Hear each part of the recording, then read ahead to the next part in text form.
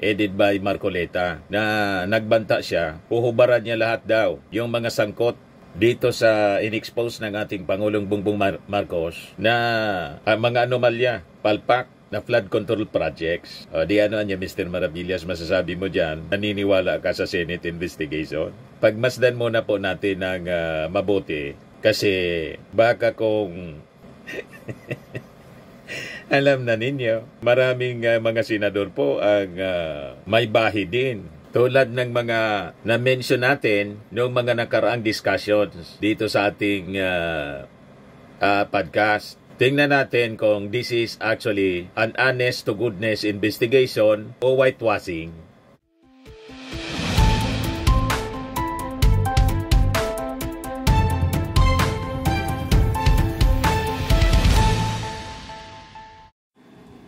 Hello po mga kababayan, si Dante Maravillas, Bicolano vlogger, broadcast journalist from Albay. So this time mga kababayan, sinasagawa yung investigasyon sa mga defective flood control projects. Sinasagawa ng Senate Blue Ribbon Committee sa pangunguna po ni Senador Marcoleta. Yan ngayon mga kababayan. So Chairman notes that all present today agrees to the statement of the President. And the 15 contractors referred to were invited as early as last Saturday, Director General, Friday, and at least 7 of them replied and sent representatives this morning. Legacy Construction Corporation, Alpha and Omega General Contractor and Development Corporation, St. Timothy Construction Corporation, QM Builders, EGB Construction Corporation, Top Notch Catalyst Builders, Inc., Centerways Construction and Development, Inc., SunWest, Inc., Highton Construction and Development Corporation, 888 Construction and Supply, Inc., Royal Crown Monarch Construction and Supplies Corporations, Wawo Builders, MG Samidan Construction, LRTK Builders, Inc., and Road Edge Trading and Development Services. These 15 contractors were mentioned by the President.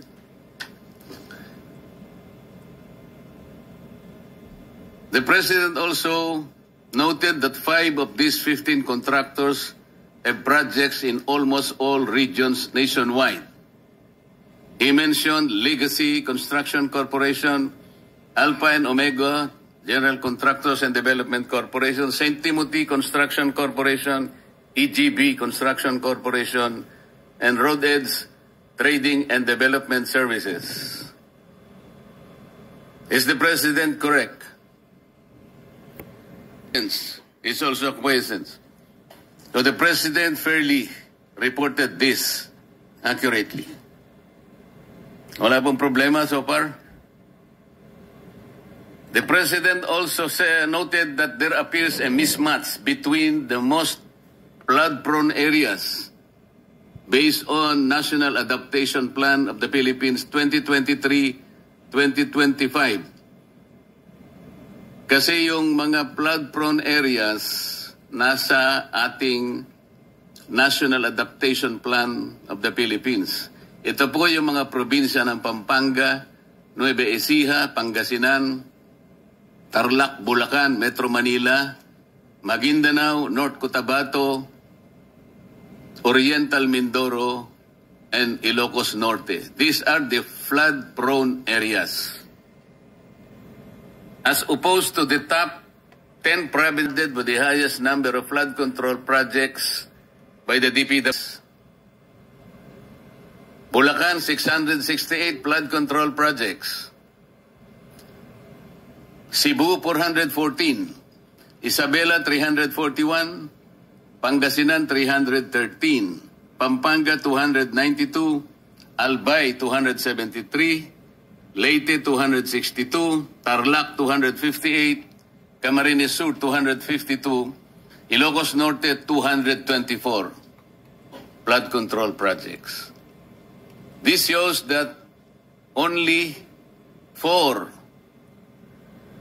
Among those considered flood-prone areas ang nandito pong nabigyan ng kaukulang mga projects. The rest ay wala po sa flood-prone areas. This is the initial observation of the President. Is his observation fair enough to you? Kung bang gustong kumontra sa observation ng President? Silence is acquiescence. Ang sabi pa ng Pangulo, more than 350 billion or 6,021 flood control projects do not specify the exact type of flood control that is being built. Halimbawa po, kung repair works yun, o kaya cut-off channel, o dikes, o drainage structures, flood mitigation structures, retarding basins, revetments, slope protection spur dikes, waterways, or embankments. Walang ganun eh. Sabi niya, hindi mo lang dinidescribe ito eh.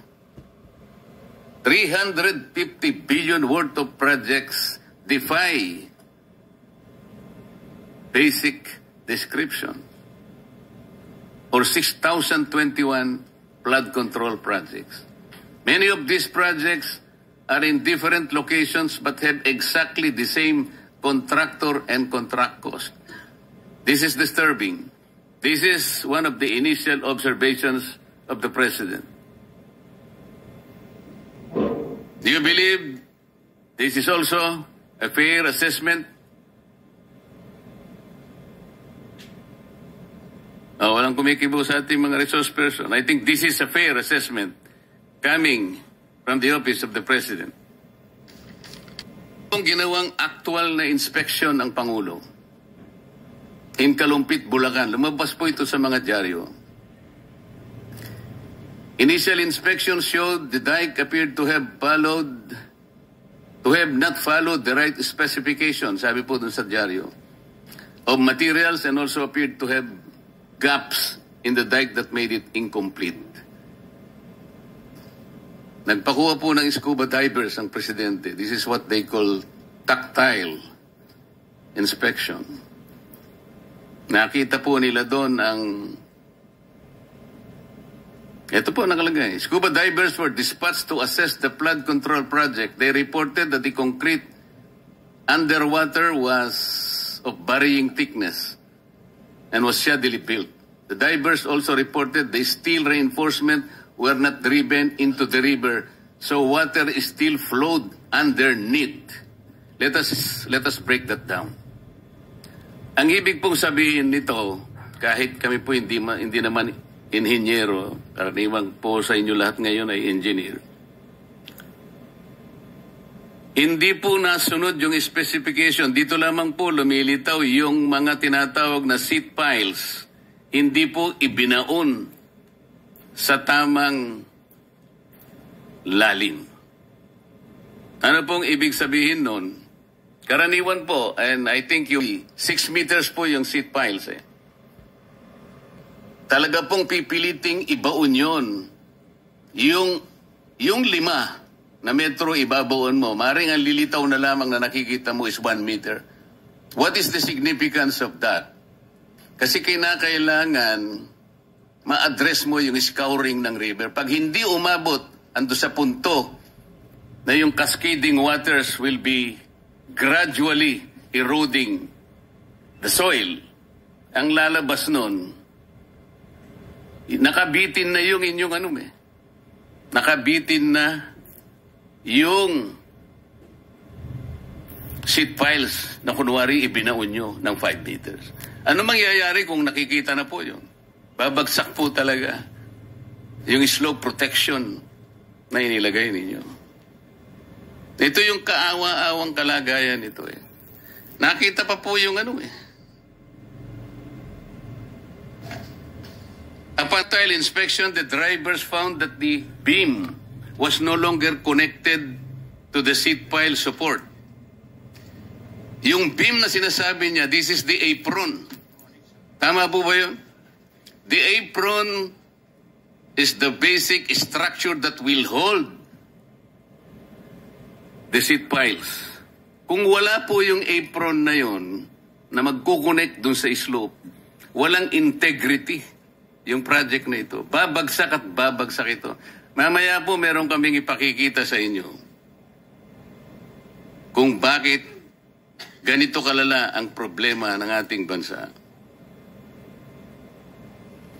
Ready ba yung isang slide natin para makita lang yung... Ikaroon tayo po ng idea kung ano yung revetment. Ito kasing binisita po ng Pangulo, embankment po ito, dike po ito eh. Yung embankment po, pangkaraniwan pagka dike, ginagamit din kahit na mga tricycle lang, mga motor nakakadaan. Pero dapat merong slope protection yun eh. Pagka yung embankment lang, pagkatapos yung binaon yung bakal, wala pa rin, magigiba yun. Ano po yung tawag dyan, Secretary Bunuan? Di ba revetment yan? Revetment, Your Honor. Ayan po, ang kaawa-awang kalagayan ng revetment, percent semento plus 5% bakal equals pera.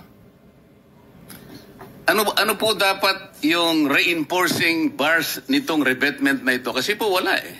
Kahit na po siguro kawayan lang, wala yan eh. Tingnan po ninyo. Wala pa po tubig ito. This supposed to be, siguro medyo river po ito eh. Tatagal po ba ito, Secretary? Itong ganito? Hindi siguro, Your Honor. I think this is a failure of the structure in itself. So, dapat wala nang siguro. Tsakin mo. Tatagal ba ito? Hindi po. Alam po nyo kung saan ito? Kayang-kaya naman po ninyong ma-identify. Asan po yung mga district engineers nyo? Para wag na po sabihin kung kanino galing yan. Kasi malalaman din po natin yun eh. Why do you think the contractor of this project adopted this kind of anomalous activity? Marami pong ibig sabihin yan eh. Meron tayong kasabihan, Chair Erwin. The picture paints 1,000 words. Dito po, hindi words, pera ang nakalagay. 80% lupa plus 15% semento, 5 plus 5% pera, 5% bakal, ano daw, Chairman? Oo nga, equals?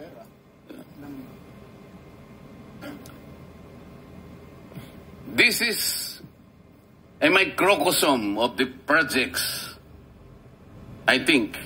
This completely represents the project na ginagawa po ngayon. Kaya wala po talagang mangyayari sa mga projects. Ang contractor po nito ay St. Timothy Construction Corporation. Nandito po ba ang representative? Ang sinasabi ko po yung kalumpit. Hindi ko po sinasabi ito. Ito ano lang po ito. Ibang project po ito. Pinakikita ko lang para magkaroon po ng idea ang mga kababayan natin kung sila'y sumusubaybay sa atin. Pero yung sinasabi natin sa Kalumpit, Bulacan kanina, ang contractor po, ito yung embankment, is St. Timothy Construction Corporation. Meron po bang representative ngayon? Maria Roma Angeline Remando. Nandyan po ba kayo, Madam? Po kayo? Kanina po. Wala. Wala sila. Before we continue, let presence of Senator Joel, our Majority Leader. Continue, some of my colleagues would like to make short opening statements, no longer than 2 minutes, please. So the arrival of Senator Bam Aquino. Good morning, everyone, our resource persons. Good morning po. I just would like to quote the very famous impression made by our majority leader, Senator Joel Villanueva.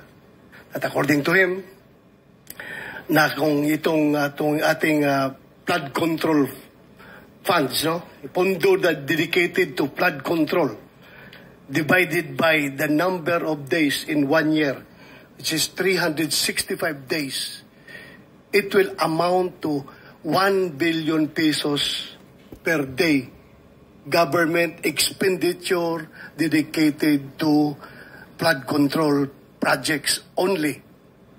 So, sa ordinaryong tao, pag ito'y kanilang narinig, talagang lalong-lalo na, including me.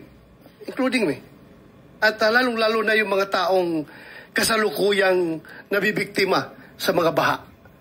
Iniisip nila na sana yung 1 billion a day na yan, binigay na lang yan sa amin at kami na ang gumagawa ng flood control dito sa aming lugar para ma-mitigate yung sitwasyon na ito.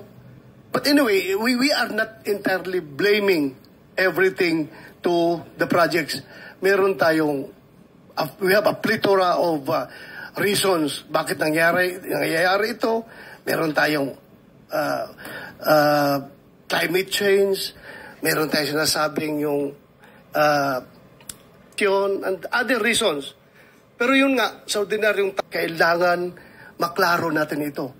Kaya ako, personally, for myself, and I hope the chairman and the rest of the members of this committee would share with me in my quest na sana, during this hearing, ma-establish talaga natin ito for the benefit of our people na nanonood ngayon. Number one, these are not ghost projects. Number two, sana itong mga project na ito ay hindi ito yung quasi-physical and quasi-spiritual.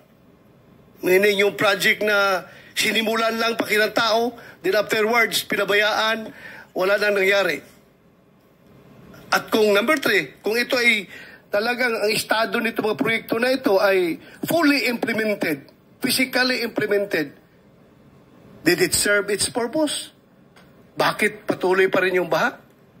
So, yun po mga Mr. Chairman, ang gusto nating malaman today, and I hope that all our resource persons would cooperate 100% in this Senate investigation. Because itong mga aming committee ng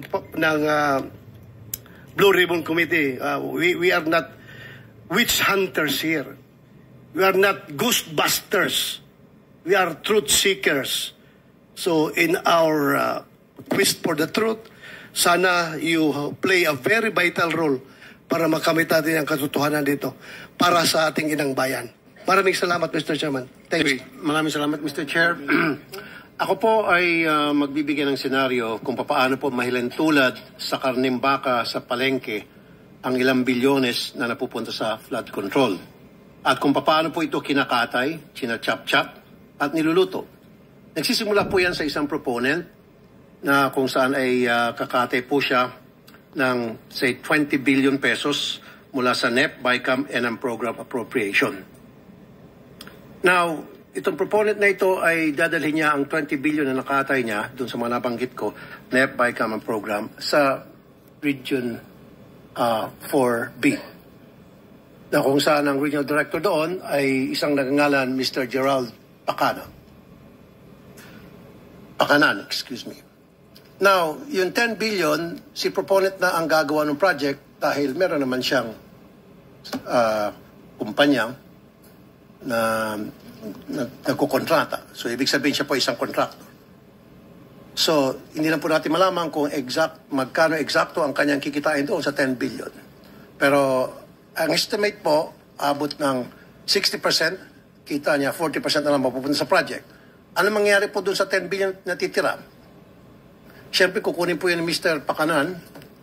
At yung 5 billion, si Mr. Pakanan na po ang gagawa ng project dahil meron din po siyang sariling kumpanya na nangungontrata. And of course, doon sa 5 billion niya, magbibigay siya ng 28% SOP sa proponent.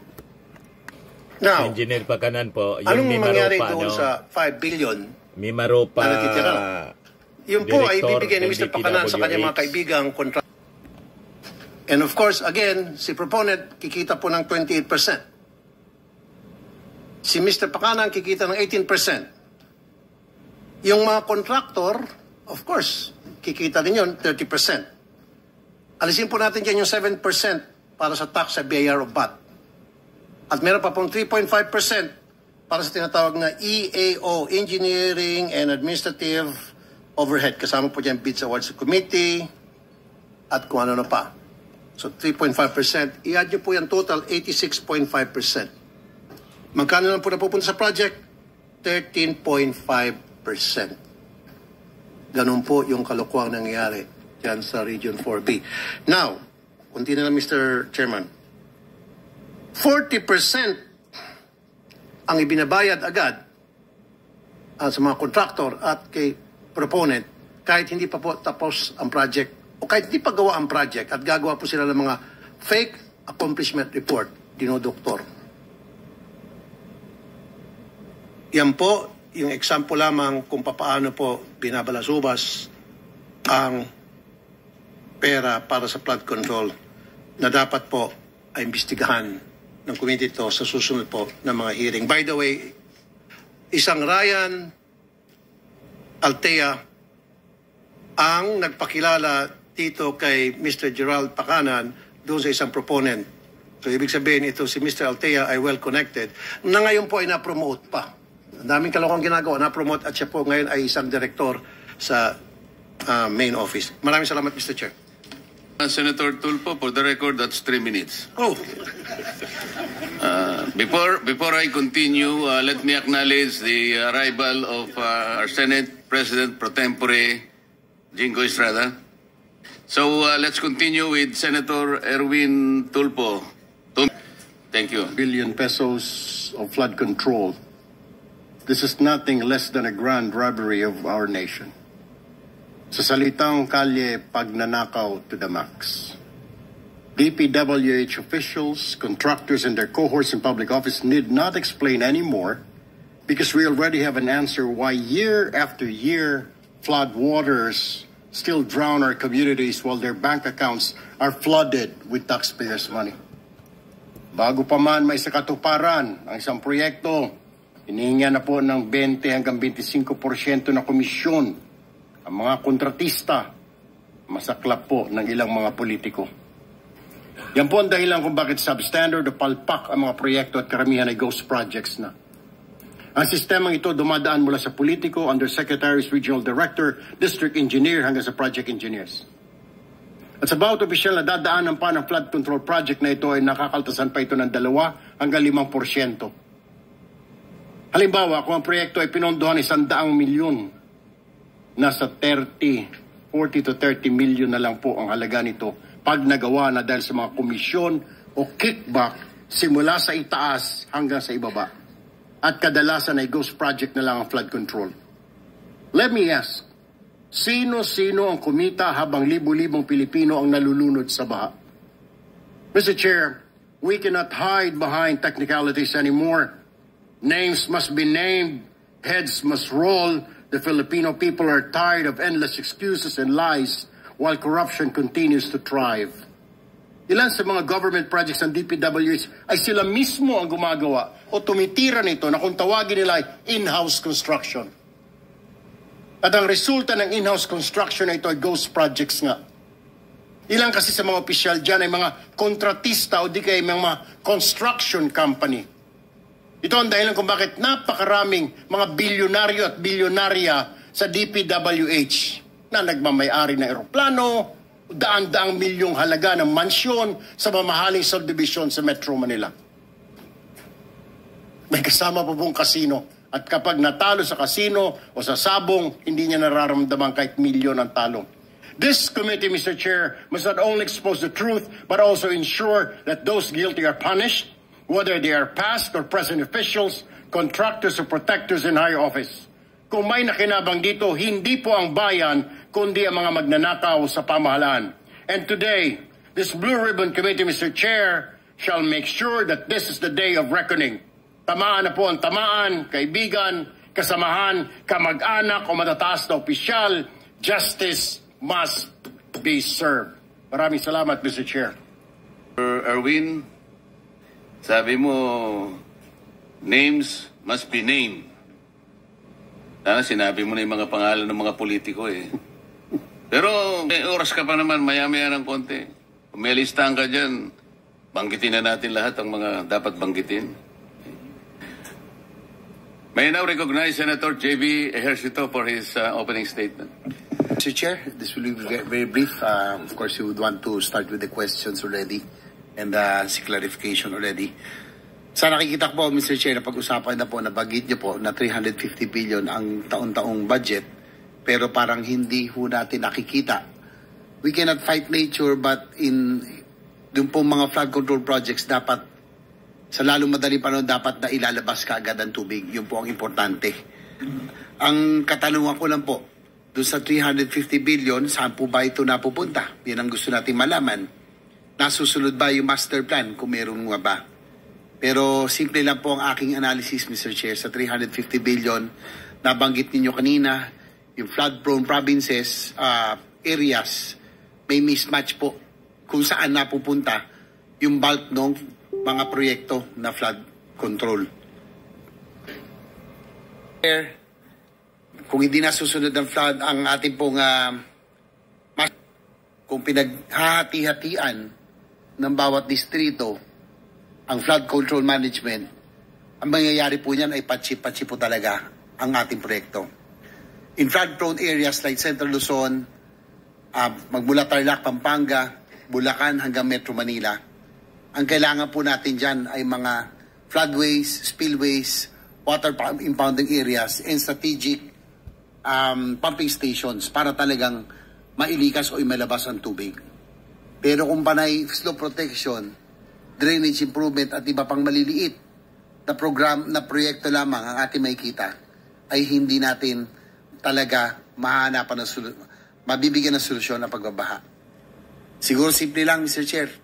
Tayo po at yung mga opisyal, hindi ho tayo biktima. Ang nakakaawa, yung mga biktima ng pagbabaha na pinaghirapan po nila, sasakyan, motorsiklo, refrigerator at lahat na kanilang pong pinaghirapan ay taon-taon, kung hindi ako nagkakamali, pangatlong taon na tayo nung mula ako nakabalik.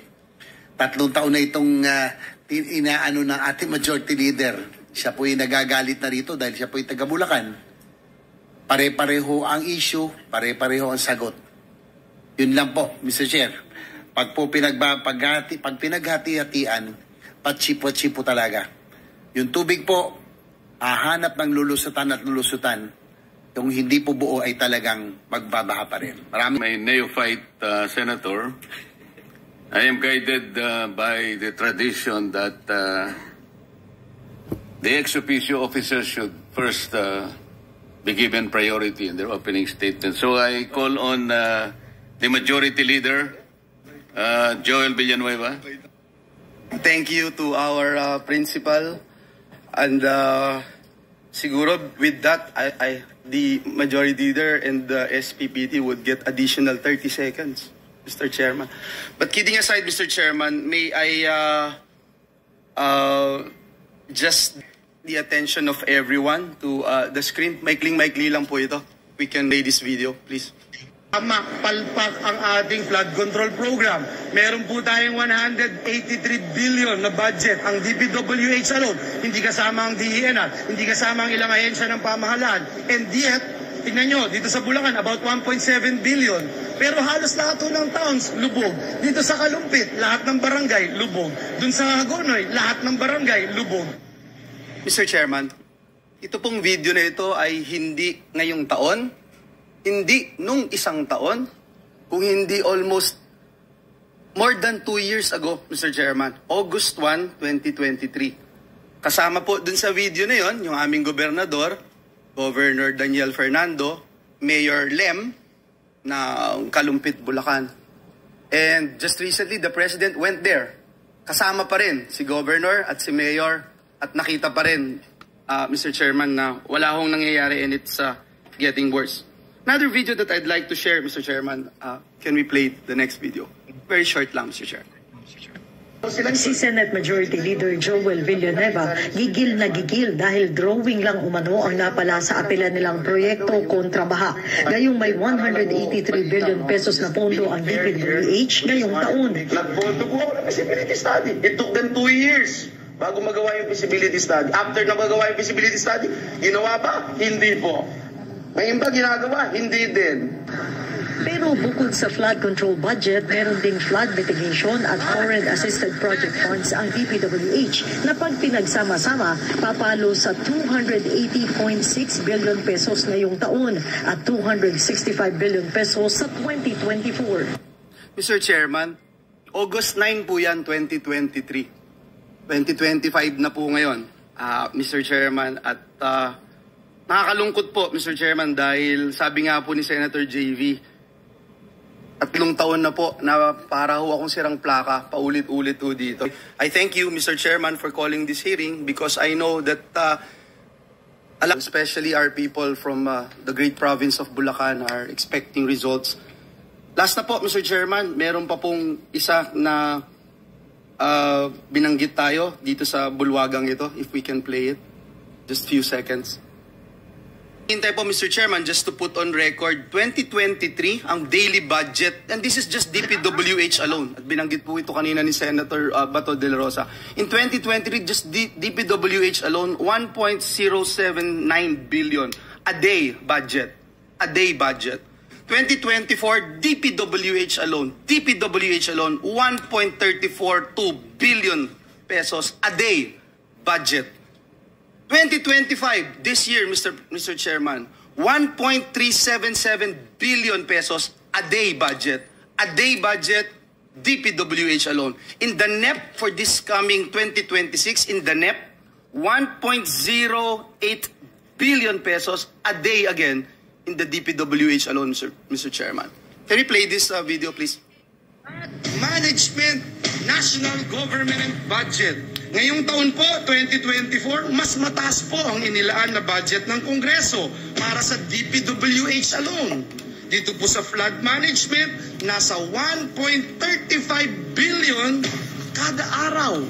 Meron po ang DENR, meron din po ang MMDA, meron din po ang PAG-ASA, meron din po ang Climate Change Commission. Aabutin po ito ng 1.44 billion kada araw. Hindi na po band-aid solution ang ating kailangan. Hindi po natutuwa yung mga kababayan natin na dinadala natin sila sa evacuation center. Kahit may dala po tayong relief goods, hindi na po sila natutuwa. Di naman po nila gustong pumipila lagi para makakuha ng relief goods, Mr. President. Wala na pong gusto na pumipila para makatanggap ng relief goods. Ang gusto nila, solusyon.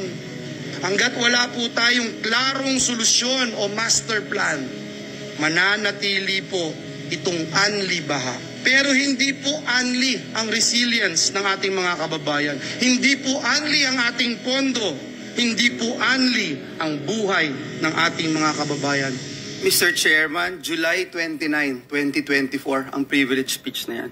Mr. Chairman, I can go on and on. I have few more videos to show pero hindi ko na po i-show lahat, Mr. Chairman. Alam po ni Secretary Bonoan yung 3 beses na mga pagdinig dito.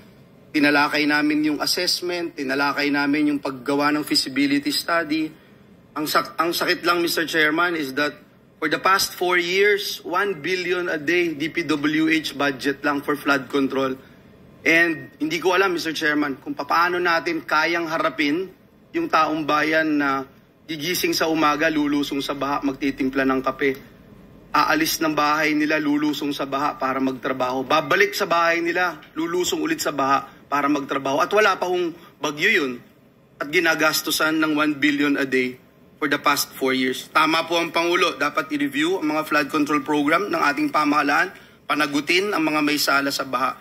Mr. Chairman, dear colleagues, ako na ho yung makikiusap personal muli sa 3 taon na ito na may mangyari na po sa ating mga ginagawa dito dahil uulitin ko, hindi ho unli ang pasensya ng ating mga kababayan. Maraming salamat, Mr. Chair. Is Senator Jingo Estrada? Senate President Pro Tempore. Thank you, Mr. Chair. I will just waive my opening statement. But I would like just to ask one question. Are the contractors that were invited by this committee present? Are all of them present here? I think 11 responded, but only 7, according to the Director General, managed to send representatives. Why? What happened? Nagkasakit lahat. Iba siguro ni nervyos. Sana So, Mr. Chair, with that, I move that we subpoena them for next hearing. Motion Senator Bato na...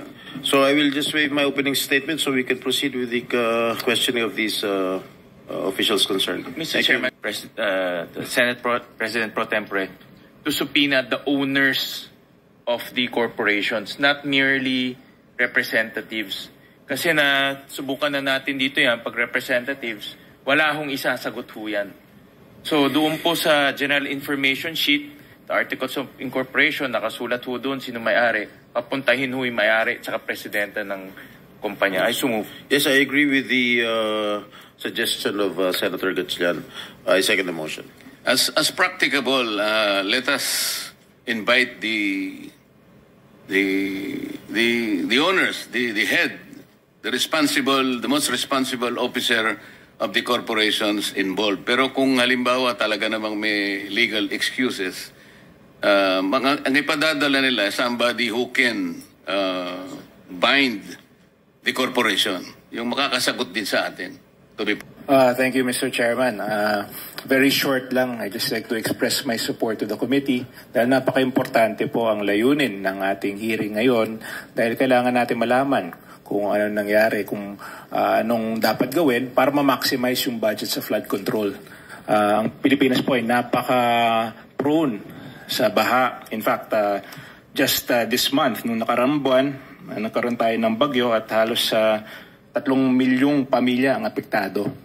So, base po sa karanasan ko bilang Secretary ng Public Works, napaka-importante po ang master planning sa flood control. Kasi pwede mong ayusin isang section at bibilis yung daloy ng tubig, pero pagdating sa ibang section na walang flood control, maiipon yung tubig, mas lalala yung baha sa ibang areas. So, napaka-importante po na magkaroon tayo at suportahan natin ang mga master plan flood control projects. And there are master plan. I am aware, may mga master plan talaga sa DPWH. So yan mga kababayan, ang simula ng investigation ng Senate Blue Ribbon Committee headed by Marcoleta na nagbanta siya, puhubaran niya lahat daw yung mga sangkot dito sa in-expose ng ating Pangulong Bongbong Marcos na mga anomalya, palpak na flood control projects. Di ano niya, Mr. Maravillas, masasabi mo dyan, naniniwala ka sa Senate investigation? Pagmasdan muna po natin ng mabuti kasi baka kung alam na ninyo, maraming mga senador po ang may bahi din. Tulad ng mga na-mention natin noong mga nakaraang discussions dito sa ating podcast. Tingnan natin kung this is actually an honest to goodness investigation o whitewashing. Di ba? Kasi may mga contractors na nasa lista ng ating Pangulo na nagbigay ng campaign donations noong mga nakarang eleksyon sa ilang mga senador. May mga senador na may mga kamag-anak na kontraktor. Yan na. Rappler.com, lawmakers in construction firm, contractors, the ties that bind. Yan na. Sabi ni Attorney Palsis noong August 12, kung kontraktor ka, bawal ka mag-donate sa politiko. Kung politiko ka, bawal ka tumanggap sa kontraktor o siya, BBM. Kasuhan mo na si Cheese for tweet. Yung nagsalita pa lang kanina, si Joel Villanueva, nakatanggap ng 20 million campaign donation mula sa New San Jose Builders Incorporated. Si Cheese Escudero, 30 million campaign mula sa Centerways Construction. Na isa sa mga naimbita, ito, Mr. Lawrence Lubiano, President, Centerways Construction and Development Incorporated. So yan po, mga kababayan. Ito si Bongo, isa rin po ito. proteksyonan na tao. Ang tanong natin, bakit doon nilagay sa walang tao, may flood control pero walang pinoproteksyon ng tao, walang kinokontrol na baha. Napapansin ko po sa taas na nilalagay po itong mga flood control sa walang tao at walang pinipigil na baha. Sana po inilaan na ng batas na ito ay ipagbawal na pumasok sa anumang kontrata ng gobyerno mula sa national level hanggang sa LGU level ang mga kamag-anak ng government officials hanggang sa 4th civil degree of consanguinity and affinity. To the DPWH ay dapat po ayusin niyo po ang inyong master plan. Matagal na po yan na hinihingi natin pero after ilang taon nandiyan pa rin po itong mga flood control. Ayan report mga kababayan ng Billionaire News. Si Bongo mismo, 326 million halaga ng proyekto, hinawakan ng half-brother nito. Yan Alfrego Builders in Supply. Sa Davao, yung implementation, Davao City, nasigi pa rin yung baha. So we just hope na ito mga kababayan na investigasyon ay truthful tulad ng sinasabi nila. Hindi po design para i-cover up, i-whitewash yung mga kinasasangkutan ng kanilang mga kaibigan, kakilala, kamag-anak at kasitmate. Di ba po? Kasitmate mismo sa Senado. At yung mga masyadong matabil ay napapangalanan na tumanggap ng campaign donation. Tulad ni Chis Escudero at ni Joel Villanueva mismo at si Senator Bongo mismong half-brother ang kontraktor. Pagkatapos mayroon siyang proposed bill. Yan ang pinapaliwanag niya ngayon na ipagbabawal ang pumasok sa kontrata ang mga kamag-anak. O diba? Lahat po ay irony ang nakikita natin. Pero let's give them the benefit of the doubt. Sabi nga, okay pa, subaybayan natin. Sa mga naghanap ng malinis and spacious fitness gym, pumunta lang po kayo sa aming Colossal Fitness Gym. We also offer Grab Car Rental with our brand new 2023 model ng Toyota Innova. We also accept booking for those who are planning to travel via PAL, Cebu Pacific, and other airline companies, local and international, and bills payment for Meralco Bills, PLDT, Aleco Bills, etc. Ang Colossal Fitness Gym is located at 3rd floor Security Bank Building, Landco Business Park, Legazpi City, Albay. For inquiries, look for Chilon Maravillas. Contact number 0966-802-0949. Yan yung aming Innova. Lagi na pong matao sa amin. Pati mga foreigners po, tingnan ninyo. Mga British tourists sila. Ang lalaki ng katawan na, mga kababayan, nag-gym sa amin. Ito naman po, Indian National. Ito mga mga European sila. Ito naman yung bago naming product na binibenta online, Eye Glow Serum. Whitening po siya galing sa South Korea. Tingnan ninyo yung epekto sa aking anak na architect entrepreneur, Riz Maravillas. For inquiries, look for Riz Maravillas on FB. Ito naman po, Firmax Firming and Lifting Cream. Pinapahid po sa mga pulses and affected area. Mayanam po ito sa mga pains at paninigas ng mga kasukasuan. Ito po, Automax Radiant Serum. Sa mukha naman yung application. Anti-aging po siya. You will look 10 years younger than your age. Ito naman po yung bago naming product na binibenta online. I am Worldwide Amazing Pure Organic Barley Powder Drink Mix from Australia. Endorsed by cancer survivor Maritoni Fernandez. Pwede kayo mag-negosyo po nito. Pati coffee po. Masarap na coffee mix. Yan yung distributor namin sa Australia. Yan yung mga celebrity endorsers po.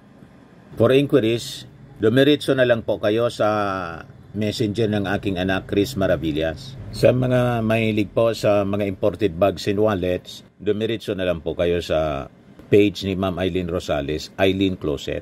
Nakabase siya sa Amerika.